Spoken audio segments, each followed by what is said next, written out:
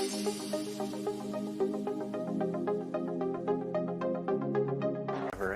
I'm sure you are going to have a ton of great experiences together. So to help ease the stress that is sometimes experienced during the transition process, I have a few words of advice for you. And the first is that there's something we call the honeymoon period, where usually about the first week the dog is actually more well-behaved than normal, because they're not quite confident in their environment and they're trying to feel things out and see what they can get away with. So during that first week, they're usually more well-behaved. After that first week, you start to see a little more of their true colors and personality come out.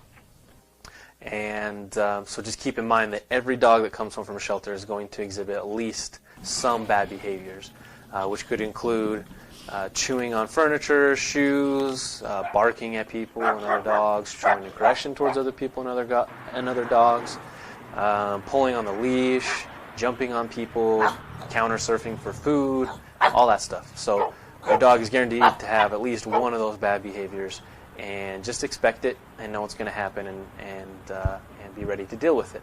So, and also I don't want it to surprise you when after the first week suddenly the dog is misbehaving a little bit more, because that is very common. Everybody who adopts a dog from the shelter experiences that at some point. So just be ready for it and know that the dog's just testing its boundaries, and you can, with training, you can overcome that for sure. Every dog is unique, so your dog is going to have its own unique habits and tendencies that you're going to have to overcome. I want to give you a few tips that will help ease that process.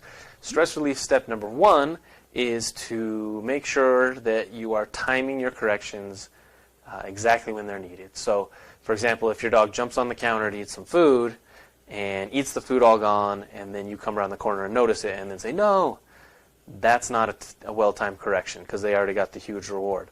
But if you are watching your dog, and as soon as they jump up on the counter to try and eat some food, and you say no right there and make the dog get down, that's good timing. That's going to train your dog very quickly that jumping on the counter is not tolerated in this house.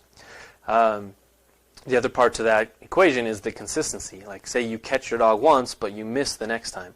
Your dog is going to be really confused. He's going to think that, okay, it's only bad to jump on the counter to eat food if mom or dad is in the room.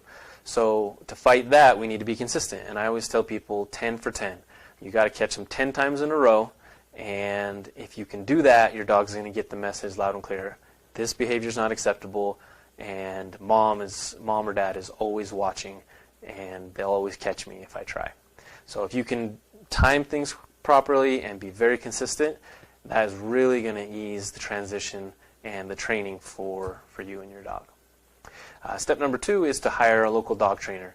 A lot of times you don't know exactly what rules or boundaries to set.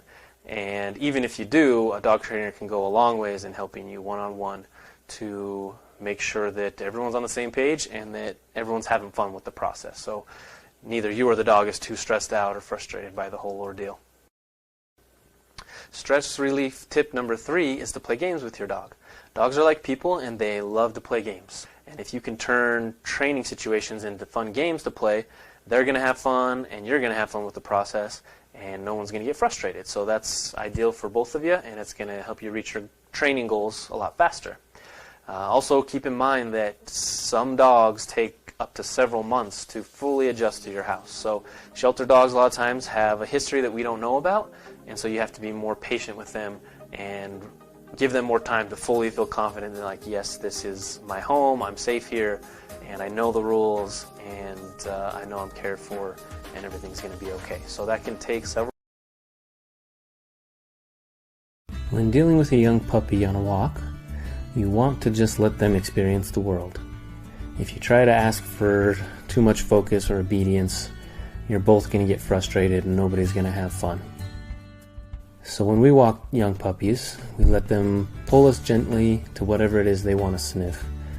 And we'll let them chase leaves, chew on sticks, chew on pine cones. Just kind of let them do their thing as long as they're not pulling you too hard.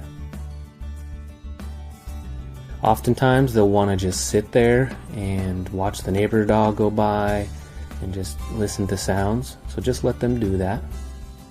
And other times they'll find where another dog has peed or pooped and they'll want to sniff that for 2 minutes straight.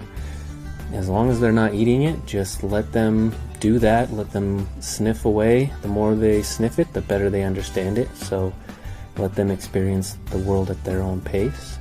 And don't try and get them to leave your driveway or your property if they're not ready to.